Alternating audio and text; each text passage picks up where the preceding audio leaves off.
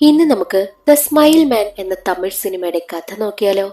കഥയുടെ ചുരുക്കം എന്തെന്നാൽ, സ്മൈൽ മാൻ എന്നറിയപ്പെടുന്ന സൈക്കോ കില്ലർ തന്റെ ഇരകളുടെ ഡെഡ് ബോഡിയിൽ ചുണ്ടുകൾ വലിച്ചു കീറിയ ശേഷമാണ് ഡെഡ് ബോഡി ഉപേക്ഷിക്കുക. കില്ലറിനെ കണ്ടെത്തുവാനായി ശ്രമിക്കുന്നത് ഒരു അൽഷിമേഴ്സ് ബാധിതനായ ആളും. പിന്നീട് എന്തൊക്കെ സംഭവിച്ചു, എന്തായിരിക്കാം കില്ലറിന്റെ ഉദ്ദേശം എന്നൊക്കെ അറിയുന്നതിനായിട്ട് എങ്കിൽ നമുക്ക് വേഗം സിനിമയുടെ കഥയിലേക്ക് കടക്കാം.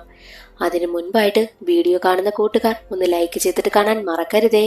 സിനിമയുടെ തുടക്കത്തിൽ കാണിക്കുന്നത് CBI ഓഫീസറായിരുന്ന ചിദംബരത്തിനെയാണ്. ചിദംബരത്തിന് 5 വർഷങ്ങൾക്ക് മുൻപ് ഒരു ആക്സിഡന്റ് സംഭവിച്ചു. ആ ആക്സിഡന്റിൽ പിന്നെ ചിദംബരം ഇപ്പോൾ വല്ലാത്തൊരവസ്ഥയിലാണ്. അയാളെ ചികിത്സിച്ച ഡോക്ടറാണെങ്കിൽ ഒരിക്കൽ വീട്ടിലേക്ക് വരും. ഡോക്ടറിനെ കാണുന്ന ചിദംബരം പറയുന്നത്, നിങ്ങളോട് ഞാൻ വീട്ടിലേക്ക് വരരുത് എന്ന് പറഞ്ഞിട്ടില്ലേ, പിന്നെ എന്തിനാണ് വന്നത് എന്ന് ചോദിക്കുന്ന സമയത്ത് ചില ടെസ്റ്റിന്റെയൊക്കെ റിസൾട്ടുമായിട്ടായിരുന്നു ഡോക്ടർ വന്നത്. ഡോക്ടർ പറയുന്നത്, നിങ്ങളുടെ ആരോഗ്യനില ഇപ്പോൾ മെച്ചപ്പെട്ടു വരുന്നുണ്ട്, പക്ഷേ നിങ്ങൾക്കിപ്പോൾ അൽഷൈമർ ബാധിച്ചിരിക്കുന്നു. 1 വർഷത്തിനകം നിങ്ങളുടെ ഓർമ്മയെല്ലാം നഷ്ടമാകും.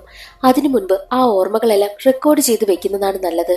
അതിനു വേണ്ടിയിട്ടുള്ള കാര്യങ്ങളൊക്കെ ചെയ്യുവാനായിട്ടും ഡോക്ടർ പറയുന്നു. ആ കാര്യത്തിനെ പറ്റി ചിദംബരം ചിന്തിക്കും. അങ്ങനെ ചിദംബരം താൻ ഇത്രയും നാൾ ഡ്യൂട്ടിയിലുണ്ടായിരുന്ന സമയത്ത് തെളിയിച്ച കേസുകളെയും തന്റെ ജീവിതത്തെ പറ്റിയുമെല്ലാം ഒരു ബുക്ക് എഴുതുകയാണ്. ആ ബുക്ക് പ്രകാശനം ചെയ്യുന്നുമുണ്ട്. അന്നേ ദിവസം തന്നെ മീഡിയക്കാരെല്ലാം ബുക്ക് പ്രകാശനം കാണുവാനായിട്ട് അവിടെ എത്തിയിരുന്നു. മീഡിയക്കാർ ചോദിക്കുന്നുണ്ട്, നിങ്ങളുടെ ബുക്കിലെ ലാസ്റ്റ് പേജുള്ള ദ സ്മൈൽ മാൻ എന്തുകൊണ്ട് കംപ്ലീറ്റ് ചെയ്തില്ല? ആ ഒരു കേസ് നിങ്ങളുടെ ഡിപ്പാർട്ട്മെന്റ് തെളിയിച്ചതല്ലേ, കുറ്റവാളിയെ എൻകൗണ്ടർ ചെയ്തതല്ലേ, പിന്നെന്താ അതിനെക്കുറിച്ച് നിങ്ങൾ എഴുതാതിരിക്കുന്നത്? നിങ്ങളുടെ ഡിപ്പാർട്ട്മെന്റിനെ കുറിച്ച് നിങ്ങൾക്കൊന്നും പറയുവാനില്ലാത്തത് കൊണ്ടാണോ എന്നൊക്കെ ചോദിക്കുന്ന സമയത്ത് ചിദംബരത്തിന് അതിന് മറുപടിയൊന്നുമില്ലായിരുന്നു. ചിദംബരത്തിന്റെ ഡോക്ടർ അവിടെ നിന്നും അയാളെ കൂട്ടിക്കൊണ്ടും പോകും. പുറത്തേക്കിറങ്ങുന്ന ചിദംബരത്തിനടുത്തേക്ക് പുതുതായി CBI ഓഫീസറായി ജോയിൻ ചെയ്യാൻ വന്ന അരവിന്ദ് എന്നൊരു പയ്യൻ വരും. ചിദംബരത്തിനോട് പറയും, സാർ, ഞാൻ ആ വെങ്കടേഷിന്റെ മകനാണ്, സാറിന് വീട്ടിൽ ഡ്രോപ്പ് ചെയ്യണോ എന്ന് ചോദിക്കുമ്പോൾ ചിദംബരം അതിന് സമ്മതിക്കും. അങ്ങനെ അരവിന്ദ് ചിദംബരത്തിനെയും കൂട്ടി വീട്ടിലേക്ക് പോവുകയായിരുന്നു. അരവിന്ദ് പറയുന്നത്, സാർ ഇനിയും ഡ്യൂട്ടിയിൽ ജോയിൻ ചെയ്യുന്നുണ്ടോ? ചിദംബരം പറയും, ഇല്ല, അന്നത്തെ ഒരു ആക്സിഡന്റോടുകൂടി എല്ലാം അവസാനിച്ചു. അപ്പോൾ അരവിന്ദ് ചോദിക്കുന്നത്, സാർ, അവസാനമായിട്ട് എന്റെ അച്ഛൻ നിങ്ങളോടൊപ്പമായിരുന്നു ഉണ്ടായിരുന്നത്.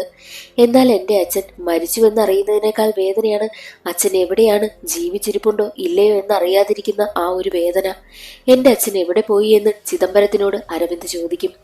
എന്നാൽ ചിദംബരം പറയുന്നത്, അന്നേ ദിവസം എന്ത് സംഭവിച്ചു എന്നത് എനിക്ക് ഒട്ടും ഓർമ്മയേയില്ല.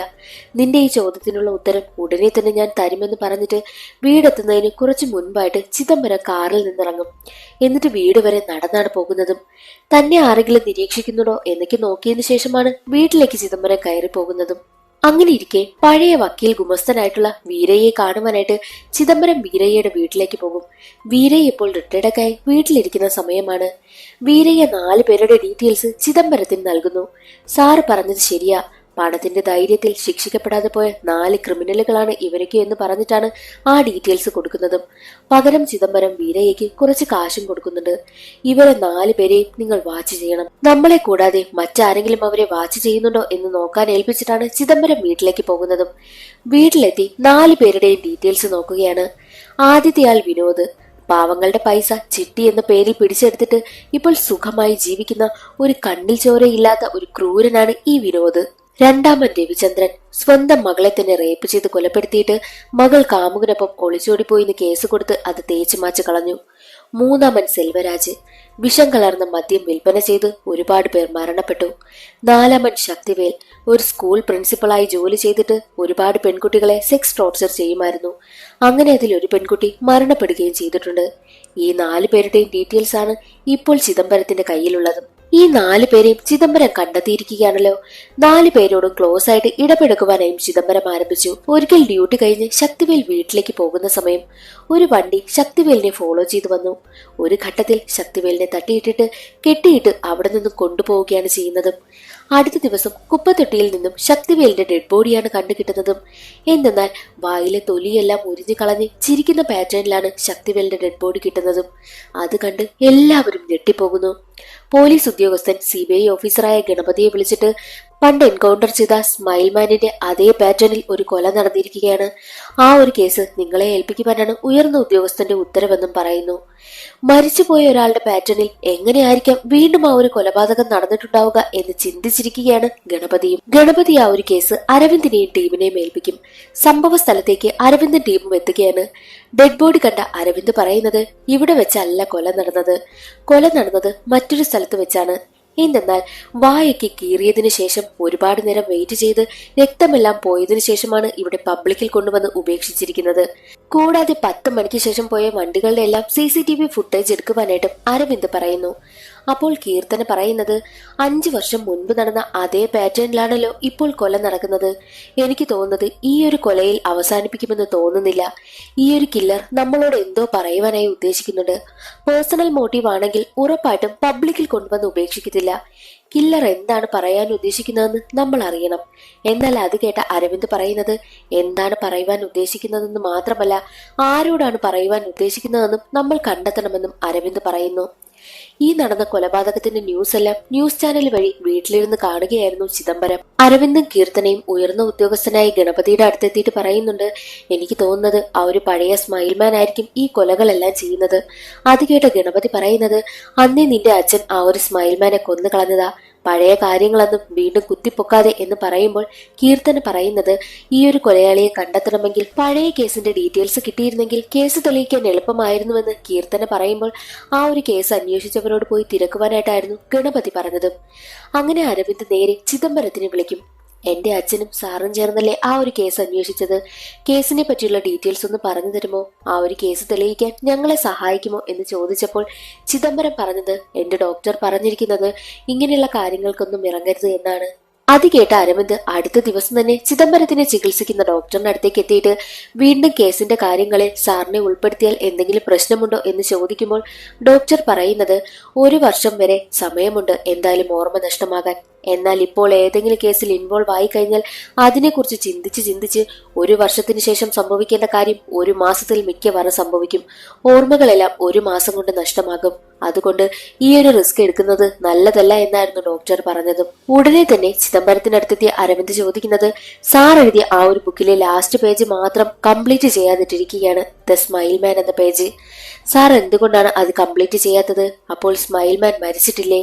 അതോ സ്മൈൽമാൻ തിരിച്ചു വരുമെന്ന് സാറിന് അറിയാവുന്നത് കൊണ്ടാണോ എന്നൊക്കെ ചോദിക്കുന്ന സമയത്ത് അതിനൊന്നും ചിദംബരത്തിന് മറുപടിയില്ലായിരുന്നു. കൂടാതെ അരവിന്ദ് ചോദിക്കുന്നുണ്ട്, സാർ ബുക്ക് പബ്ലിഷ് ചെയ്ത് 1 ആഴ്ചക്കകം ഇപ്പോൾ കൊലപാതകം നടന്നിരിക്കുകയാണ്, അതിന്റെ എല്ലാം അർത്ഥം എന്താണ് എന്നൊക്കെ ചോദിക്കുന്ന സമയത്ത് ചിദംബരം പെട്ടെന്ന് എന്തോ കാര്യം ചിന്തിക്കും. എന്തെന്നാൽ ചിദംബരത്തിന് ആക്സിഡന്റ് സംഭവിച്ചല്ലോ.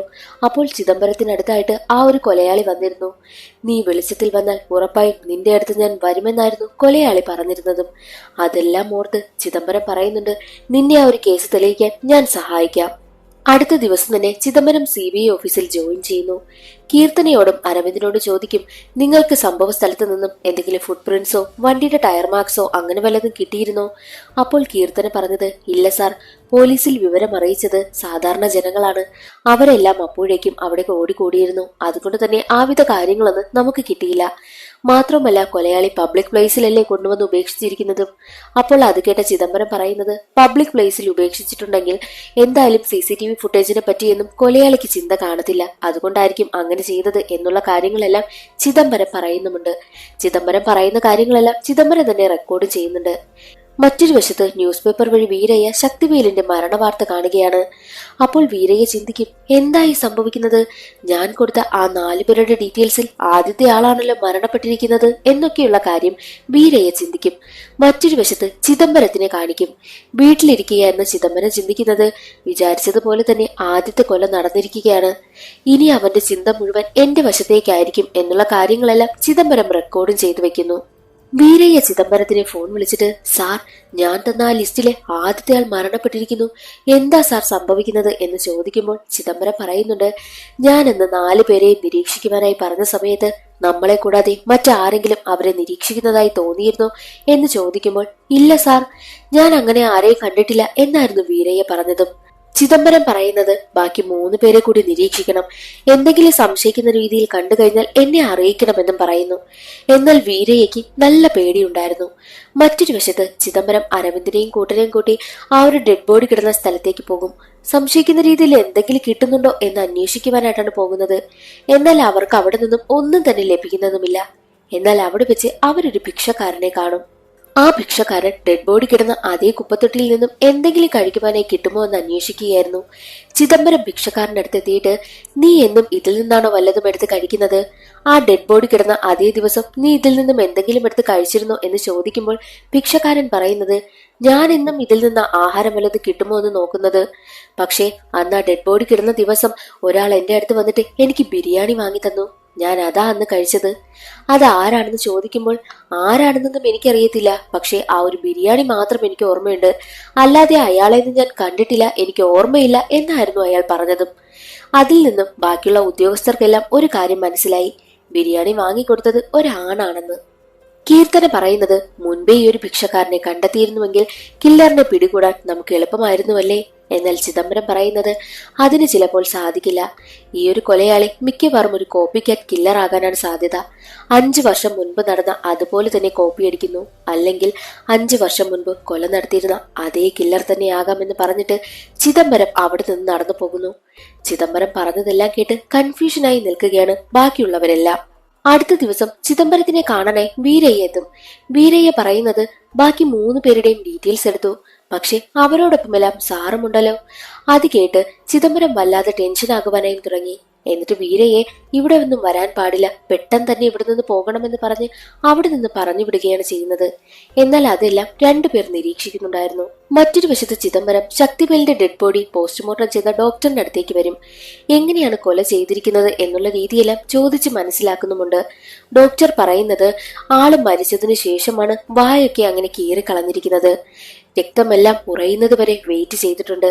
ഏതു തരത്തിലുള്ള ആയുധമായിരിക്കാം ഉപയോഗിച്ചിരിക്കുന്നത് എന്നൊക്കെ ചോദിക്കുന്ന സമയത്ത് ആയുധമൊന്നും ഉപയോഗിച്ചതായിട്ട് തോന്നുന്നില്ല. ചിലപ്പോൾ കത്തി കൊണ്ടും അങ്ങനെ ചെയ്തിട്ടുണ്ടാകാം. ഉടനെ തന്നെ കൊലയാളിയെ കണ്ടുപിടിച്ചില്ല എങ്കിൽ വീണ്ടും കൊലപാതകങ്ങൾ സംഭവിച്ചുകൊണ്ടേയിരിക്കുമെന്നും ഡോക്ടർ പറയുന്നു. അങ്ങനെ ചിദംബരം റിപ്പോർട്ടും വാങ്ങി അവിടെ നിന്ന് പോവുകയാണ്. പോയി കഴിഞ്ഞ് ഉടനെ തന്നെ വീണ്ടും തിരികെ വന്നിട്ട്, സാർ, ആ ഒരു ശക്തിവേലിന്റെ റിപ്പോർട്ട്. അപ്പോൾ ഡോക്ടർ പറയുന്നു, ഞാൻ ഇപ്പോഴല്ലേ തന്നത്. ചിദംബരത്തിനൊരു കാര്യം മനസ്സിലായി, തനിക്ക് മറവി രോഗം വീണ്ടും ബാധിച്ചു തുടങ്ങി, അതുകൊണ്ട് കുറച്ച് കെയർഫുൾ ആയിരിക്കണമെന്ന്. ഒരിക്കൽ മുഖത്ത് ചായമൊക്കെ പൂശി ഒരാൾ പോലീസ് സ്റ്റേഷനിലേക്ക് വരും. ഞാനാണ് ആ സ്മൈൽ മാൻ എന്ന് പറഞ്ഞുകൊണ്ടാണ് സ്റ്റേഷനിലേക്ക് കയറി വരുന്നതും. എല്ലാ പോലീസുകാരും ചേർന്ന് അയാളെ പിടികൂടും. എന്നാൽ അയാളുടെ കാലാണെങ്കിൽ തറയിൽ പതിയാതെ ശബ്ദമുണ്ടാക്കിക്കൊണ്ടിരിക്കുന്നത് കാണുന്ന ചിദംബരമാണെങ്കിൽ ഇത് യഥാർത്ഥത്തിൽ കില്ലർ ഒന്നുമല്ല, ഇയാൾക്ക് സമനില തെറ്റിയ ആളാണ് എന്നുള്ള രീതിയിലൊക്കെ പറയും. അതേസമയം തന്നെ അരവിന്ദ് ചോദിക്കുന്നുണ്ട്, സാറിന് ഇത് എങ്ങനെ മനസ്സിലായി അയാൾ കില്ലർ അല്ല എന്ന്? അപ്പോൾ തനിക്ക് മനസ്സിലായ രീതിയും അരവിന്ദിന് പറഞ്ഞു കൊടുക്കുന്നു. അന്നേ ദിവസം രാത്രി സെൽവരാജിനെ ഫോളോ ചെയ്ത് പോവുകയായിരുന്നു വീരയ്യ. എന്നാൽ ഒരു ഘട്ടത്തിൽ സെൽവരാജിനെ മിസ്സാകും. എന്നാൽ വീരയ്യാണെങ്കിൽ നേരെ തന്റെ വീട്ടിലേക്ക് വരുന്നു. പക്ഷേ വീരയെ ഫോളോ ചെയ്ത് ആ ഒരു കില്ലറും ഉണ്ടായിരുന്നു. വീരയെ അകത്ത് കയറി കഥ കടച്ചതും ഡോറിന് ആരോ മുട്ടുവാനായും തുടങ്ങി. വീരയ്ക്ക് വല്ലാതെ പേടിയാകും. ആരാ, ചിദംബരം സാറാണോ എന്ന് ചോദിക്കുമ്പോൾ അതേ എന്നായിരുന്നു കില്ലർ മറുപടി പറഞ്ഞതും. എന്നാൽ എന്തോ സംശയം തോന്നി വീരയാണെങ്കിൽ ഉടനെ തന്നെ ചിദംബരത്തിനെ കോൾ ചെയ്യും. സാർ എന്റെ വീടിന് മുന്നിൽ വന്ന് നിൽപ്പുണ്ടോ എന്ന് ചോദിക്കുമ്പോൾ ഇല്ല, ഞാനല്ല, ഞാൻ എന്റെ വീട്ടിലുണ്ട് എന്നായിരുന്നു ചിദംബരം മറുപടി പറഞ്ഞതും. എന്നാൽ വീടിന് പുറത്ത് ആരോ നിൽക്കുന്നുണ്ട് എന്ന കാര്യം വീരയെ പറയുന്ന സമയത്ത് ഇനി എന്ത് സംഭവിച്ചാലും ഞാൻ വരുന്നതുവരെ ഡോറ് തുറക്കരുത് എന്ന് പറഞ്ഞിട്ടാണ് ചിദംബരം വീരയ്യയുടെ വീട്ടിലേക്ക് പോകുന്നതും. വീട്ടിലേക്ക് പോകുന്ന വഴിയിൽ ചിദംബരത്തിനാണെങ്കിൽ വീരയ്യയുടെ വീട്ടിൽ പോകേണ്ട വഴിയും മറന്നു പോകുന്നു. മറ്റൊരു വശത്ത് കില്ലറാണെങ്കിൽ ഡോറൊക്കെ തല്ലി പൊളിക്കുവാനായും ശ്രമിക്കുകയാണ്. വീടിന് പുറകിലുള്ള ഡോറ് തള്ളി തുറന്ന് കില്ലർ അകത്തേക്കും കയറുന്നു. അതേസമയം ചിദംബരമാണെങ്കിൽ വഴി മറന്നതിനാൽ മറ്റൊരു വീട്ടിലേക്ക് ചെന്ന് കയറിയിട്ട് വീരയ്യ വീരയ്യ എന്ന് പറഞ്ഞ് കതക് തട്ടുവാനായും തുടങ്ങി. എന്നാൽ ആ വീട്ടിലുള്ള ആളാണെങ്കിൽ പുറത്തേക്ക് വന്നിട്ട് ഇത് വീരയ്യയുടെ വീടല്ലെന്ന് പറയുന്നു. വീണ്ടും ചിദംബരം യാത്രയാകും. അതേസമയം കില്ലർ അകത്ത് കടന്നിട്ട് വീരയ്യയെ തല്ലുവാനായും തുടങ്ങി. ഒരു ഘട്ടത്തിൽ ചിദംബരം വീരയ്യയുടെ വീട്ടിലെത്തി. എന്നാൽ കില്ലർ അവിടെ മറഞ്ഞു നിന്നുകൊണ്ട് ഇത് വീരയ്യയുടെ വീടല്ല എന്ന് പറയുന്നു. ഈ കില്ലറിന് ചിദംബരത്തിനെ പറ്റി നന്നായി അറിയാവുന്ന ഒരാളാണെന്നാണ് തോന്നുന്നത്. എന്നാൽ ചിദംബരമാണെങ്കിൽ കാറിലേക്ക് വന്നിരുന്ന് താനാണെങ്കിൽ ഓരോ കാര്യങ്ങളൊക്കെ നോട്ട് ചെയ്ത് വെക്കുമല്ലോ മറന്നു പോകാതിരിക്കുവാനായിട്ട്. അങ്ങനെ വീരയ്യയുടെ വീടിന്റെ ഡീറ്റെയിൽസ് ഒക്കെ നോക്കുന്ന സമയത്ത് താൻ വന്ന അതേ വീടാണെന്ന് മനസ്സിലായി. ചിദംബരം അകത്തേക്ക് ചെന്നതും കില്ലർ വീരയെയും കൊണ്ട് പോയിരുന്നു. പുറത്തു വന്ന ചിദംബരം ഉടനെ തന്നെ അരവിന്ദിനെ വിളിച്ചിട്ട് കില്ലർ ഇപ്പോൾ വീരയെ കടത്തിക്കൊണ്ട് പോയിരിക്കുകയാണ്, അതുകൊണ്ട് 10 മീറ്റർ ചുറ്റളവിൽ ഏത് വണ്ടി പോയാലും അത് സെർച്ച് ചെയ്യണമെന്നും പറഞ്ഞു. ഉടനെ തന്നെ അരവിന്ദ് കൺട്രോൾ റൂമിൽ വിവരം അറിയിക്കുകയും ചെയ്തു. പോലീസ് എല്ലാം വീരയ്ക്ക് വേണ്ടിയിട്ടുള്ള അന്വേഷണം ആരംഭിക്കുന്ന സമയം തന്നെ ഒരു പാലത്തിന് മുകളിൽ നിൽക്കുന്ന പോലീസ് ഒരു ഓട്ടോക്കാരനാണെങ്കിൽ ഒരു ഡെഡ് ബോഡി കൊണ്ടുവന്നിട്ടിട്ട് പോകുന്നത് കാണുന്നു. ഉടനെ തന്നെ പോലീസ് ആ ഒരു ഓട്ടോക്കാരനെ പിടികൂടും. ഡെഡ് ബോഡി നോക്കിയപ്പോൾ വീരയ്യയുടെ ഡെഡ് ബോഡി തന്നെയായിരുന്നു. അരവിന്ദ് ഉടനെ തന്നെ ആ വിവരം ചിദംബരത്തിനെ അറിയിക്കും. എന്നാൽ ചിദംബരത്തിന് മുന്നിലൂടെ ഒരു വണ്ടി പോവുകയാണ്. അതാ ഒരു കില്ലറിന്റെ വണ്ടി തന്നെയാണ്. അരവിന്ദ് പറയുന്നത് യഥാർത്ഥ കില്ലറിനെ പിടികൂടി എന്നായിരുന്നു. എന്നാൽ ചിദംബരം പറയുന്നത് അല്ല, കില്ലർ ദാ എന്റെ മുന്നിലൂടെ പോവുകയാണ്, എത്രയും വേഗം അയാളെ പിടികൂടണം എന്ന് പറയുന്ന സമയത്ത് അരവിന്ദ് അതൊന്നും മൈൻഡ് ചെയ്യാതെ കോള് കട്ട് ചെയ്ത് കളയുകയും ചെയ്യുന്നു.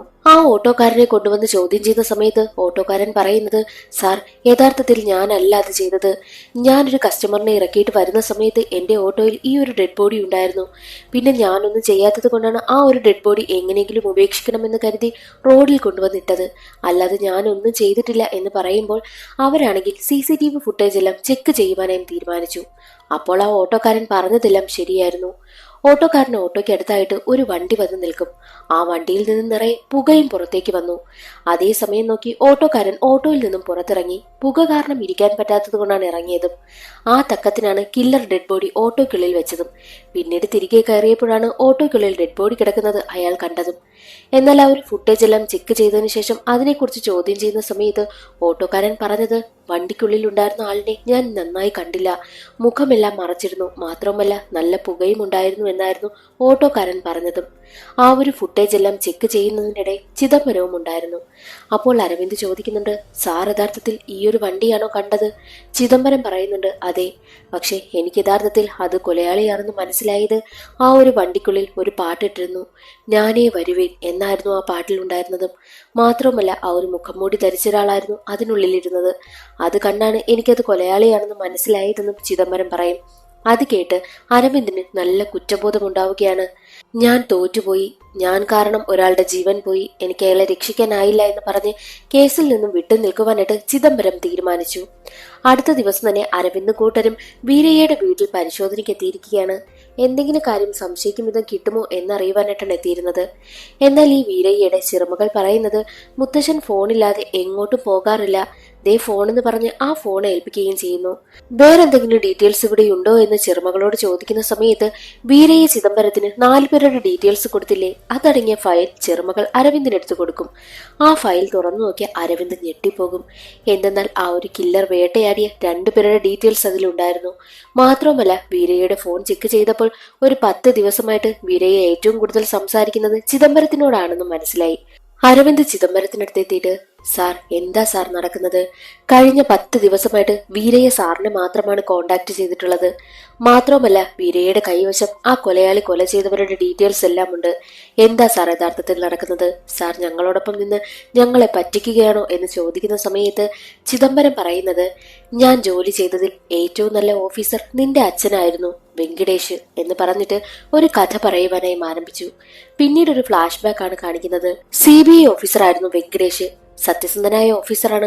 മാത്രമല്ല ഒരുപാട് കേസുകളൊക്കെ തെളിയിച്ച് നല്ല പേര് വാങ്ങിയ ഒരു ഓഫീസർ കൂടിയായിരുന്നു. അതുകൊണ്ട് തന്നെ വെങ്കടേഷിന്റെ ജൂനിയർ ആയിട്ട് ചിദംബരവും ജോയിൻ ചെയ്യും. അങ്ങനെ അവർ 2 പേരും ചേർന്ന് ഒരുപാട് കൊലപാതകങ്ങളൊക്കെ തെളിയിച്ചു. വെങ്കടേഷ് റിട്ടയർ ആകുന്നതിന് കുറച്ചുനാൾ മുമ്പ് വെങ്കടേഷിന് ഒരു കേസ് വരും. അത് ഈ സ്മൈൽമാന്റെ കേസായിരുന്നു. അവസാന നിമിഷം ഈ ഒരു കേസെങ്കിലും തനിക്ക് തെളിയിക്കണം, ഇതിൽ തോറ്റുപോകാൻ പാടില്ല എന്നും വെങ്കടേഷ് തീരുമാനിച്ചു. വെങ്കടേഷും ചിദംബരവും ചേർന്ന് ആ ഒരു കേസ് അന്വേഷിച്ചു. എന്നാൽ ഒരു ഘട്ടത്തിൽ ഈ ഒരു ചിദംബരത്തിന്റെ വീടിനടുത്തുള്ള ഒരു കൊച്ചുകുട്ടിയെ ഈ ഒരു സ്മൈൽമാൻ കൊന്നുകളഞ്ഞു. അതോടുകൂടി ചിദംബരത്തിന് സമനില തെറ്റുന്ന അവസ്ഥയായി. അങ്ങനെ കുറച്ചുനാള് കേസിൽ നിന്നും വിട്ടു നിൽക്കുവാനായിട്ടും ചിദംബരം തീരുമാനിച്ചു. ആ ഇടെയാണ് TV-യിൽ ഒരു ന്യൂസ് കാണുന്നതും. എന്തെന്നാൽ വെങ്കടേഷ് ആ ഒരു സ്മൈൽമാനെ എൻകൗണ്ടർ ചെയ്ത് കൊലപ്പെടുത്തിയെന്ന്. അതോടുകൂടി ആ ഒരു കേസും ക്ലോസ് ആയി. എല്ലാവർക്കും സന്തോഷവുമായി ജനങ്ങളെല്ലാം സ്മൈൽമാൻ മരണപ്പെട്ടു എന്ന് സന്തോഷിച്ച് ജീവിക്കുന്ന സമയം ഒരിക്കൽ ചിദംബരത്തിനെ കാണുവാനായിട്ട് ലക്ഷ്മി എന്നൊരു സ്ത്രീ വരും. അവർ പറയുന്നത് വെങ്കടേഷ് അവർക്ക് കുറച്ച് കാശ് ഏൽപ്പിച്ചു, എന്നിട്ട് അവരുടെ ഭർത്താവിനെ അവിടെ നിന്ന് കൂട്ടിക്കൊണ്ടു പോവുകയും ചെയ്തു. ഏതോ ഒരു കേസ് ഏറ്റെടുക്കണമെന്ന് പറഞ്ഞിട്ടാണ് കൂട്ടിക്കൊണ്ടു പോയതും. എന്നാൽ ഇതുവരെയായിട്ടും തന്റെ ഭർത്താവ് തിരിച്ചു വന്നിട്ടില്ല എന്നുള്ള കാര്യം അവർ പറഞ്ഞു കരയും. അപ്പോൾ ചിദംബരത്തിന് ഒരു കാര്യം മനസ്സിലായി. ഈ വെങ്കടേഷ് കാശ് കൊടുത്ത് ഒരു പാവപ്പെട്ടവനെ തന്റെ കൈവശം കൊണ്ടുവന്നിട്ട് സ്മൈൽമാൻ ആണെന്ന് കള്ളം പറഞ്ഞ് എൻകൗണ്ടർ ചെയ്തെന്ന്. അത് മനസ്സിലാക്കി ചിദംബരം അവരോട് പറയും, നിങ്ങളുടെ ഭർത്താവിന്റെ കാര്യത്തിൽ ഒരു തെറ്റ് സംഭവിച്ചിട്ടുണ്ട്, എന്നാലാകുന്ന കാര്യം ഞാൻ നിങ്ങൾക്ക് വേണ്ടി ചെയ്തു തരും എന്ന് ചിദംബരം അവർക്ക് വാക്കും കൊടുത്തു. എന്നിട്ട് ആ കാശും കൊടുത്ത് അവരെ അവിടെ നിന്ന് പറഞ്ഞു വിടുകയും ചെയ്തു. അതിനുശേഷം ചിദംബരം നേരെ വന്നത് വെങ്കടേഷിനെ കാണുവാനായിട്ടാണ്. ലക്ഷ്മിയുടെ കാര്യം വെങ്കടേഷിനോട് പറയുന്ന സമയത്ത്, അതെ, എനിക്ക് കേസ് തെളിയിക്കാനായും പറ്റിയില്ല. ഞാൻ റിട്ടയർ ആകുന്നതിന് മുൻപ് എനിക്ക് ഈ കേസ് തെളിയിക്കേണ്ടത് എന്റെ ആവശ്യമായിരുന്നു. അതുകൊണ്ട് തന്നെയാണ് ഞാൻ കാശ് കൊടുത്ത് അയാളെ ഒപ്പിച്ചതും. ഞാൻ അയാളെ എൻകൗണ്ടർ ചെയ്ത് കൊലപ്പെടുത്തി കളഞ്ഞു. ഈ എൻകൗണ്ടർ ഒന്നും നമ്മുടെ ഈ ഒരു പോലീസ് ജീവിതത്തിൽ സർവ്വസാധാരണമാണല്ലോ എന്നൊക്കെ വെങ്കടേഷ് പറഞ്ഞിട്ട്, ഇന്ന് വൈകിട്ട് എന്റെ റിട്ടയർമെന്റ് പാർട്ടിയുണ്ട്, അതിലേക്ക് നീ വാ, നമുക്കത് അവിടെ വെച്ച് സംസാരിക്കാമെന്നും വെങ്കടേഷ് പറഞ്ഞു. ഇതെല്ലാം കേൾക്കുന്ന ചിദംബരത്തിന് ആകെ ഒരു വിഷമം. അന്ന് വൈകിട്ട് പാർട്ടിയിൽ പങ്കെടുക്കുവാനായിട്ട് ചിദംബരവും പോവുകയാണ്. പാർട്ടിയൊക്കെ അവസാനിക്കുന്ന സമയത്ത് വെങ്കടേഷ് ചിദംബരത്തിനോട് ആ ഒരു കാര്യങ്ങളൊക്കെ സംസാരിക്കുവാനായും തീരുമാനിച്ചു. അതേ സമയമായിരുന്നു വെങ്കടേഷിനൊരു കോൾ വന്നതും. സ്മൈൽമാൻ ആണ് വിളിച്ചത്. നിങ്ങൾ ചെയ്ത കാര്യങ്ങളെല്ലാം ഞാൻ അറിഞ്ഞു, എനിക്ക് നിങ്ങളെ കാണണം, ഞാൻ പറയുന്ന സ്ഥലത്തേക്ക് നിങ്ങൾ വരണമെന്നായിരുന്നു സ്മൈൽമാൻ പറഞ്ഞത്. അങ്ങനെ വെങ്കടേഷ് ചിദംബരത്തിനെയും കൂട്ടി സ്മൈൽമാൻ പറഞ്ഞ സ്ഥലത്തേക്ക് പോകും. അതൊരു കാട്ടിലേക്കായിരുന്നു പോയത്. രണ്ടുപേരും കാറിൽ അവിടെ ചെന്ന് സ്മൈൽമാന് വേണ്ടി വെയിറ്റ് ചെയ്യും. കാറിലിരിക്കുന്ന സമയം വെങ്കടേഷ് ചിദംബരത്തോട് പറയും, നിനക്കിപ്പോൾ എല്ലാ സത്യവും മനസ്സിലായി. ഇത് പുറത്തറിഞ്ഞാൽ ഡിപ്പാർട്ട്മെന്റിൽ ആകെ പ്രശ്നമാണ്. അതുകൊണ്ട് തന്നെ നീ ഇനി ജീവനോടെ വേണ്ട എന്ന് പറഞ്ഞ് തന്റെ തോക്കെടുത്ത് വെങ്കടേഷ് ചിദംബരത്തിനെ വെടിവെക്കുവാനായി ഒരുങ്ങും. എന്നാൽ ചിദംബരമാണെങ്കിൽ ആ തോക്ക് പിടിച്ചു വാങ്ങിയിട്ട് വെങ്കടേഷിനെ വെടിവെച്ച് കൊലപ്പെടുത്തി. അവിടെ വെച്ച് വെങ്കടേഷ് മരണപ്പെടുകയും ചെയ്യുന്നു. അതേസമയം തന്നെയാണ് കില്ലർ അവിടെ വണ്ടിയിൽ വന്നിട്ട് ആ ഒരു കാഴ്ച കണ്ടിട്ട് തിരികെ പോകുന്നത് ചിദംബരം ശ്രദ്ധിക്കുന്നതും. ചിദംബരം തന്റെ കാറും എടുത്ത് ആ ഒരു കില്ലറിനെ ഫോളോ ചെയ്യുവാനായും തുടങ്ങി. ഒരു ഘട്ടത്തിൽ കാർ ആക്സിഡന്റ് ആകും. എന്നാൽ ആ കില്ലർ ആണെങ്കിൽ തന്റെ വണ്ടിയിൽ നിന്നും പുറത്തു വന്നിട്ട് ആക്സിഡന്റ് ആയി കിടക്കുന്ന ചിദംബരത്തിനടുത്തേക്ക് വന്ന് തന്റെ കയ്യിലുണ്ടായിരുന്ന ചുറ്റിക എടുത്ത് ചിദംബരത്തിന്റെ തലക്കടിക്കുന്നു. അങ്ങനെയാണ് ചിദംബരം ഈ ഒരു അവസ്ഥയിലേക്ക് വന്നതും. ആ കഥകളെല്ലാം അരവിന്ദ് ഇപ്പോൾ കേട്ടുകൊണ്ടിരിക്കുകയാണല്ലോ. അരവിന്ദ് പിന്നീട് ചോദിക്കുന്നത് 4 പേരുടെയും ഫോട്ടോ കാണിച്ചിട്ട് ഇനി അടുത്തത് ആരാണ് കൊല്ലപ്പെടാൻ പോകുന്നത്. എന്നാൽ ചിദംബരം പറയുന്നത് എനിക്കറിയില്ല എന്നായിരുന്നു. ഇനി ഇയാളോട് ചോദിച്ചിട്ടൊരു കാര്യവുമില്ല എന്ന് മനസ്സിലാക്കിയ അരവിന്ദ് ആണെങ്കിൽ നേരെ തന്റെ ഓഫീസിലേക്ക് വരും. എന്നിട്ട് ബാക്കിയുള്ളവരോട് എത്രയും വേഗം ചിദംബരത്തിന്റെ ഡീറ്റെയിൽസ് എടുക്കുവാനായും പറഞ്ഞു. പേഴ്സണൽ ലൈഫ് ഉൾപ്പെടെ വേണമെന്നും പറഞ്ഞു. ചിദംബരത്തിന്റെ ഡീറ്റെയിൽസ് എടുത്ത CBI ഉദ്യോഗസ്ഥർ ഞെട്ടിപ്പോകും. കില്ലർ ആദ്യം കൊല ചെയ്തത് വ്യത്യസ്ത സ്ഥലങ്ങളിലുള്ള 4 പേരെയായിരുന്നു. എന്നാൽ ഇപ്പോൾ കില്ലർ കൊല ചെയ്തുകൊണ്ടിരിക്കുന്നത് ചിദംബരത്തിന് വേണ്ടപ്പെട്ടവരെയും ചിദംബരത്തിന് ചുറ്റുപാടുള്ളവരെയും ഒക്കെയാണ്. അപ്പോൾ ചിദംബരവും ഈ ഒരു കില്ലറുമായിട്ട് എന്തോ ബന്ധം കാണും. അതുകൊണ്ടായിരിക്കാം ചിദംബരം ആക്റ്റീവായി നിൽക്കുന്ന സമയത്തെല്ലാം കൊലപാതകങ്ങൾ നടക്കുന്നത്. അത് അന്വേഷിക്കുവാനായിട്ടും അവർ തീരുമാനിക്കും. മാത്രമല്ല, ഈ ഒരു കില്ലർ ചിദംബരത്തിന്റെ വീടിനടുത്തുള്ള ഒരു പെൺകുട്ടിയെ കൊന്നിരുന്നു, ഒരു കൊച്ചു പെൺകുട്ടിയെ.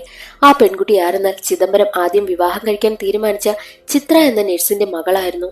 ആ ഒരു സംഭവത്തെ തുടർന്നാണ് ഈ കേസിൽ നിന്നെല്ലാം ചിദംബരം പുറത്തേക്ക് വന്നതെന്നും അരവിന്ദ് തന്റെ ഉയർന്ന ഉദ്യോഗസ്ഥനായ ഗണപതിയോട് പറയും. കില്ലറും ഈ ഒരു ചിദംബരവും തമ്മിൽ എന്തോ ബന്ധമുണ്ട്, അതെന്താണെന്ന് കണ്ടുപിടിക്കണം. എന്നാൽ ഗണപതി പറയുന്നത് നിങ്ങൾക്ക് ചിദംബരത്തെ സംശയമാണെങ്കിൽ ചിദംബരത്തെ ഹൗസ് അറസ്റ്റിൽ വെക്കുവാനായും പറഞ്ഞു. അങ്ങനെ ചിദംബരത്തെ ഹൗസ് അറസ്റ്റിൽ വെക്കുവാനായും അവർ തീരുമാനിച്ചു. എല്ലാ സത്യങ്ങളും അറിഞ്ഞിട്ടും ഒന്നും മിണ്ടാതിരിക്കുകയാണ് അരവിന്ദ്. അടുത്ത ദിവസം തനിക്ക് ഹോസ്പിറ്റലിൽ പോകണമെന്ന് കീർത്തനയോട് പറഞ്ഞിട്ട് ചിദംബരം ഹോസ്പിറ്റലിലേക്കും എത്തും. അവിടെ വെച്ച് മീഡിയക്കാരെ എല്ലാം വിളിച്ചു കൂട്ടിയിട്ട് ഇപ്പോൾ നടക്കുന്ന കൊലപാതകങ്ങൾക്കും പണ്ട് നടന്നിരുന്ന കൊലകൾക്കും യാതൊരുവിധ ബന്ധവുമില്ല. ഇപ്പോൾ കൊല ചെയ്യുന്നത് വെറും കോപ്പി കാറ്റ് കില്ലറാണ്. ഞാൻ ഇപ്പോൾ ആ ഒരു കേസ് അന്വേഷിക്കാൻ വേണ്ടിയിട്ട് ഡ്യൂട്ടിയിൽ വീണ്ടും തിരികെ ജോയിൻ ചെയ്തിട്ടുണ്ട് എന്ന് പറയുന്നു. ഇത് വേറൊരു ഐഡിയ തന്നെയായിരുന്നു. അതേസമയം തന്നെ വീട്ടിലെത്തിയ ചിദംബരത്തിനോട് നിങ്ങൾ എന്തെന്ന് പറഞ്ഞാ ഇവിടുന്ന് പോയത്? ദേ ഇപ്പോൾ മീഡിയയിൽ വന്നിട്ട് നിങ്ങൾ എന്തൊക്കെയാ വിളിച്ചു പറയുന്നതെന്ന് കീർത്തന ചോദിക്കുമ്പോൾ ചിദംബരം പറയുന്നത് വെങ്കടേഷിനെ പറ്റിയുള്ള എല്ലാ കാര്യങ്ങളും ഞാൻ അരവിന്ദിനോട് പറഞ്ഞിട്ടുണ്ട്. മാത്രമല്ല, ഞാൻ ആ ഒരു കില്ലറിനെ പിടികൂടുവാനായി ശ്രമിച്ചത് എങ്ങനെയെന്നാൽ മോശമായിട്ടുള്ള ആളുകളെ ഇട്ടുകൊടുത്തിട്ടാണ് അവനെ പിടികൂടുവാനായും ശ്രമിച്ചത്. ഞാൻ ഫോളോ ചെയ്യുന്ന എല്ലാ ആൾക്കാരെയും ആ ഒരു കില്ലർ കൊന്നുകൊണ്ടേയിരിക്കുന്നു. അവസാനമായി ഞാൻ സഹകരിച്ചത് ബീരയ്യയോടാണ്. ബീരയെയും കില്ലർ കൊന്നുകളഞ്ഞു. ഇപ്പോൾ ഞാനിങ്ങനെ പറഞ്ഞിട്ടുണ്ടല്ലോ, ഒരു കോപ്പി ക്യാറ്റ് കില്ലറാണ് കൊല നടത്തുന്നതെന്ന്. അങ്ങനെ പറയുമ്പോൾ ഉറപ്പായും അവൻ എന്നെ കോണ്ടാക്ട് ചെയ്യും. അതിലൂടെ അവനെ എനിക്ക് പിടികൂടണം. ഞാനും ആ ഒരു കില്ലറും തമ്മിൽ എന്തോ ഒരു ബന്ധമുണ്ടെന്നാണ് എനിക്ക് തോന്നുന്നതെന്നും ചിദംബരം പറയുന്നു. ഞാൻ സഹകരിക്കുന്നവരല്ലേ മരിച്ചുകൊണ്ടിരിക്കുന്നത്. ഇനി ചിലപ്പോൾ അരവിന്ദ് ആകാമെന്നും ചിദംബരം പറയുന്നു. അതേസമയം അരവിന്ദ് ആണെങ്കിൽ ആ ഒരു ചിത്ര നഴ്സ് ജോലി ചെയ്തിരുന്ന ഹോസ്പിറ്റലിലേക്കും എത്തുകയാണ്. ചിത്ര നഴ്സിനെ വിവാഹം കഴിക്കുവാനായിട്ടാണ് ചിദംബരം തീരുമാനിച്ചിരുന്നതും. ഹോസ്പിറ്റലിലെത്തി ചിത്ര നഴ്സിനെ പറ്റി അന്വേഷിക്കുന്ന സമയത്ത് അവിടെ ഉണ്ടായിരുന്ന കമ്പൗണ്ടർ പറയുന്നത് ചിത്ര നഴ്സിന്റെ മകൾ മരിച്ചതിൽ പിന്നെ അവർ വല്ലാത്തൊരവസ്ഥയിലായിരുന്നു. പിന്നീട് അവരും അങ്ങ് ആത്മഹത്യ ചെയ്തു എന്ന് പറയും. ചിത്ര നഴ്സിനെ പറ്റി കൂടുതൽ എന്തെങ്കിലും അറിയണമെങ്കിൽ മോർച്ചറിയിൽ ജോലി ചെയ്യുന്ന ആളിനോട് ചോദിക്കുവാനായും പറഞ്ഞു. അങ്ങനെ മോർച്ചറിയിൽ ജോലി ചെയ്യുന്ന ആളിന്റെ അടുത്തേക്ക് അരവിന്ദ് എത്തും. നിങ്ങളും ചിത്ര നഴ്സും നല്ല കമ്പനിയായിരുന്നല്ലോ. ചിത്ര ഒരു നഴ്സല്ലേ, പിന്നെ നിങ്ങളുമായിട്ട് എങ്ങനെയാ പരിചയമെന്ന് ചോദിക്കുമ്പോൾ ചിത്ര എനിക്ക് എന്റെ സഹോദരിയെ പോലെയാണ്. പിന്നെ ചിത്രയുടെ മകളെ പറ്റിയാണ് എപ്പോഴും ചിത്ര പറയാറുണ്ടായിരുന്നത്. അരവിന്ദ് ചോദിക്കുന്നത് ചിത്ര ആരെങ്കിലും വിവാഹം കഴിക്കുന്ന കാര്യം പറഞ്ഞിട്ടുണ്ടോ എന്ന് ചോദിക്കുന്ന സമയത്ത് അങ്ങനെയൊന്നും എന്നോട് പറഞ്ഞതായിട്ട് എനിക്ക് ഓർമ്മയില്ല എന്നായിരുന്നു ആ ഒരാളും പറഞ്ഞത്. എന്തെങ്കിലും കാര്യം ഓർമ്മ വരികയാണെങ്കിൽ എന്നെ അറിയിക്കണമെന്ന് പറഞ്ഞ് അരവിന്ദ് തന്റെ നമ്പരും കൊടുത്തിട്ട് അവിടെ നിന്ന് പോകുന്നു. കീർത്തന ചിദംബരത്തിനോട് ചോദിക്കുന്നുണ്ട്, ഈ കാര്യങ്ങളെല്ലാം അരവിന്ദിന് അറിയുമോ? അപ്പോൾ ചിദംബരം പറയുന്നത്, എനിക്ക് ആ ഒരു കൊലയാളിയെ പിടികൂടണമെങ്കിൽ എന്നെ നിങ്ങൾ ഹൗസ് അറസ്റ്റിൽ നിന്ന് മോചിപ്പിക്കണം. കീർത്തനയാണെങ്കിൽ അവിടെ നിന്നും അപ്പോൾ തന്നെ പോവുകയാണ്. മറ്റൊരു വശത്ത് ചിദംബരം എന്ന് ചിന്തിക്കും, ഇനി ആരെയായിരിക്കും ആ ഒരു കില്ലർ കൊല്ലുവാൻ പോകുന്നത്? അപ്പോൾ ചിദംബരത്തിന് ഒരു കാര്യം ഓർമ്മ വരുന്നു. എന്തെന്നാൽ വെങ്കടേഷ് ആദ്യം എൻകൗണ്ടർ ചെയ്ത് കൊലപ്പെടുത്തി കളഞ്ഞ ആ ഒരാളിലെ അയാളുടെ ഭാര്യയെ ലക്ഷ്മിയാകാൻ ചാൻസ് ഉണ്ടോ എന്ന് ചിന്തിക്കും. ഉടനെ തന്നെ ലക്ഷ്മിയെ രക്ഷിക്കണമെന്ന് കരുതി അവിടേക്ക് പോവുകയാണ്. എന്നാൽ അവിടെ വെച്ച് ചിദംബരത്തിന്റെ കാറ് ആരോ ലോക്ക് ചെയ്യും. ചിദംബരത്തിന്റെ കൺമുന്നിൽ വെച്ച് തന്നെ ലക്ഷ്മിയെ കടത്തിക്കൊണ്ട് പോവുകയാണ് ആ ഒരു കില്ലർ. എന്നിട്ട് കാറിന് മുന്നിൽ വന്നിട്ട് തന്റെ മുഖം മൂടി മാറ്റി കാണിക്കുന്നു. അത് മറ്റാരുമല്ല, ആ ഒരു മോർച്ചറിൽ ജോലി ചെയ്യുന്ന ആളെന്ന് പറഞ്ഞില്ലേ പ്രഭു, അയാൾ തന്നെയാണ് യഥാർത്ഥ സ്മൈൽ മാൻ. അടുത്ത ദിവസം അരവിന്ദിന്റെ എൻഗേജ്മെന്റ് നടക്കുകയാണ്. എന്നാൽ സ്മൈൽ മാൻ ആണെങ്കിൽ എന്നത്തെയും പോലെ തന്നെ ആ ഒരു ലക്ഷ്മിയെ കൊന്നിട്ട് അവരുടെ വായാണെങ്കിൽ കീറിയിട്ട് അരവിന്ദിന്റെ വീട്ടിൽ കെട്ടിത്തൂക്കി നിർത്തിയിരിക്കുകയാണ്. അതിലൊരു കുറിപ്പുമുണ്ട്, എന്നെ നിങ്ങൾ എൻകൗണ്ടർ ചെയ്ത് കൊലപ്പെടുത്തിയല്ലേ, നിങ്ങൾക്കുള്ളത് വരാൻ പോകുന്നു എന്നായിരുന്നു ആ കുറിപ്പും എഴുതി വെച്ചിരുന്നത്. ആ ഒരു ഡെഡ് ബോഡി കണ്ട് എല്ലാവരും ഞെട്ടി നിൽക്കുകയാണ്. ഇപ്പോൾ അതെല്ലാം എല്ലാവരും പുറത്തറിഞ്ഞിരിക്കുകയാണല്ലോ. അന്ന് എൻകൗണ്ടർ ചെയ്തു കൊന്നത് യഥാർത്ഥ സ്മൈൽമാനെ അല്ലേ എന്നൊക്കെയുള്ള കാര്യം പത്രക്കാർ ഗണപതിയോടൊക്കെ ചോദിക്കുന്നുണ്ട്. ഇത് വെറും കോപ്പി ക്യാറ്റ് കില്ലറാണെന്ന് പറഞ്ഞ് ഗണപതി അവിടെ നിന്ന് ഒഴിഞ്ഞു മാറുകയാണ് ചെയ്യുന്നതും. എന്നാൽ അടുത്ത ദിവസം തന്നെ ചിദംബരത്തിന്റെ വീട്ടിലേക്ക് ആ ഒരു കില്ലർ എത്തുകയാണ്. ചിദംബരത്തിനെ ആക്രമിക്കുവാൻ വേണ്ടിയിട്ടാണ് എത്തുന്നതും. ചിദംബരം പ്രഭുവിനെ പിടികൂടി ഒരുപാട് തല്ലും. അപ്പോൾ പ്രഭു പറയുന്നത്, ഞാൻ എന്തിനാണ് ഇതൊക്കെ ചെയ്യുന്നതെന്ന് നിങ്ങൾക്കറിയണ്ടേ എന്ന് പറഞ്ഞിട്ട് ഒരു കഥ പറയുന്നു. പിന്നീട് ഒരു ഫ്ലാഷ് ബാക്ക് ആണ് കാണിക്കുന്നത്. മോർച്ചറിയിൽ ശവങ്ങളോടൊപ്പം എപ്പോഴും ഇടപഴകുന്ന ആളായിരുന്നല്ലോ പ്രഭു. മാത്രവുമല്ല ഈ പ്രഭു എല്ലാവരോടും നല്ലോണം സഹകരിക്കുമായിരുന്നു. എപ്പോഴും എല്ലാവരോടും ചിരിച്ച് സഹകരിക്കുന്ന പ്രഭുവിനോട് ഒരു ദിവസം ഒരാളെങ്കിലും ചിരിക്കാതായാൽ അത് പ്രഭുവിന് സഹിക്കത്തില്ല. മാത്രവുമല്ല എന്നും മിണ്ടിക്കൊണ്ടിരുന്നാൽ ഒരു ദിവസം മിണ്ടിയില്ലെങ്കിൽ അതുപോലും പ്രഭുവിന് വല്ലാത്ത ദേഷ്യമാണ്. പാവത്തെ പോലെ നടിച്ചിരുന്ന പ്രഭുവിന്റെ മനസ്സിൽ മറ്റൊരു സൈക്കോയെ പോലുള്ള ഒരു മുഖവും ഉറങ്ങിക്കിടക്കുന്നുണ്ടായിരുന്നു.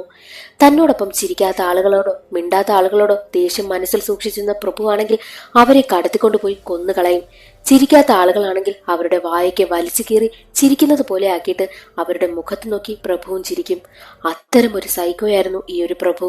പകൽ സമയങ്ങളിൽ മോർച്ചറിക്കുള്ളിൽ ഡെഡ് ബോഡികളോടൊപ്പം ഇടപഴകുന്ന പ്രഭു രാത്രികാലങ്ങളിൽ ചെന്നിട്ട് തന്നെ നോക്കി ചിരിക്കാത്തവരോടും മിണ്ടാത്തവരോടും ക്രൂരമായ പ്രവൃത്തികൾ ചെയ്യുമായിരുന്നു. അങ്ങനെ പ്രഭുവിന്റെ ജീവിതം മുന്നോട്ട് പോയിക്കൊണ്ടിരുന്ന സമയത്താണ് ആ ഒരു ഹോസ്പിറ്റലിലേക്ക് ചിത്ര എത്തുന്നത്. ചിത്രയ്ക്കൊരു മകളുമുണ്ടല്ലോ. ചിത്രയോടൊപ്പമുള്ള സഹവാസം പ്രഭുവിന് അവളോട് സ്നേഹം വളരുവാനായി കാരണമായി. ആ ഒരു സ്നേഹം പിന്നീട് പ്രണയമായി മാറി. തന്റെ ആ ഒരു സൈക്കോ സ്വഭാവമെല്ലാം ഉള്ളിലൊതുക്കി പ്രഭു ചിത്രയോട് നമുക്ക് വിവാഹം കഴിക്കാമെന്ന് ചോദിക്കും. എന്നാൽ ചിത്ര പറയുന്നത്, എന്റെ മകൾക്ക് സമ്മതമാണെങ്കിൽ എനിക്ക് ഓക്കെയാണ് എന്നായിരുന്നു. പിന്നീടുള്ള ദിവസങ്ങളിലെല്ലാം പ്രഭു ചിത്രയുടെ മകളോടൊപ്പം സ്പെൻഡ് ചെയ്യുവാനായും തുടങ്ങി. എന്നാൽ ആ കുട്ടിക്ക് ഏറ്റവും ഇഷ്ടം അടുത്ത വീട്ടിൽ താമസിക്കുന്ന ചിദംബരത്തിനെയായിരുന്നു. എന്നെ ഇഷ്ടമല്ലേ എന്നൊക്കെ പ്രഭു ചോദിക്കുന്ന സമയത്ത് എനിക്ക് ഏറ്റവും കൂടുതൽ ഇഷ്ടം അടുത്ത വീട്ടിലെ അങ്കിളിനെയാണെന്നായിരുന്നു ആ കുട്ടി മറുപടി പറയുന്നതും. പക്ഷെ അത് പ്രഭുവിൽ വലിയ ദേഷ്യമുണ്ടാക്കി. ഒരിക്കൽ ചിത്ര തന്റെ മകളോട്, മോൾക്ക് പ്രഭു അങ്കിളിനെ ഇഷ്ടമല്ലേ എന്ന് ചോദിക്കുമ്പോൾ, അല്ല, എനിക്ക് അടുത്ത വീട്ടിലെ അങ്കിളിനെ ഇഷ്ടം, മമ്മിക്ക് ആ ഒരു അങ്കിളിനെ വിവാഹം കഴിച്ചൂടെ എന്ന് ചോദിക്കുമ്പോൾ അത് കേട്ട് ദേഷ്യമെന്ന പ്രഭുവാണെങ്കിൽ തന്റെ കൈവശമുണ്ടായിരുന്ന പാവ എടുത്ത് ആ കുട്ടിയുടെ മുഖത്തെറിഞ്ഞിട്ട് അവിടെ നിന്നും ഇറങ്ങിപ്പോകുന്നു. എന്നാൽ ആ പെൺകുട്ടി നേരെ പോയത് ചിദംബരത്തിനെ കാണുവാനായിട്ടായിരുന്നു. എന്റെ മമ്മിയെ അങ്കിളിന് ഇഷ്ടമാണോ, മമ്മിയെ വിവാഹം കഴിച്ചൂടെ എന്ന് ചോദിക്കുന്ന സമയത്ത് ചിദംബരം പറഞ്ഞത് അത് മോള് ചോദിക്കേണ്ട കാര്യമല്ല, വീട്ടിലുള്ള മുതിർന്നവർ ചോദിക്കേണ്ടതാ. മോളുടെ മമ്മിക്ക് അങ്ങനെ ഒരു താല്പര്യമുണ്ടെങ്കിൽ നമുക്ക് നോക്കാമെന്നും ചിദംബരം പറയുന്നു. അതെല്ലാം ഒളിഞ്ഞു നിന്ന് പ്രഭു കേൾക്കുകയാണ്. പ്രഭു ഒരുപാട് പേരെ കൊന്നല്ലോ, അതിന്റെ കേസ് അന്വേഷിക്കുന്നത് ചിദംബരം തന്നെയായിരുന്നു.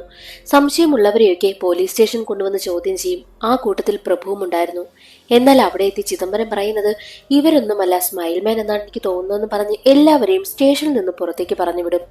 അടുത്ത ദിവസം തന്നെ പ്രഭുവിനെ കാണുന്ന ചിത്ര പറയുന്നത് എന്റെ മകൾക്ക് കുറച്ച് സമയം കൊണ്ട് അവൾ മാറും, അതുവരെ ഒന്ന് വെയിറ്റ് ചെയ്യുവാനായി പ്രഭുവിനോട് പറഞ്ഞു. പിന്നീടുള്ള ദിവസങ്ങളിലെല്ലാം കുട്ടിക്കടുത്തേക്ക് പാവയും ഒക്കെ വാങ്ങിയിട്ട് അവളെ സമാധാനിപ്പിക്കുവാനായി നോക്കും.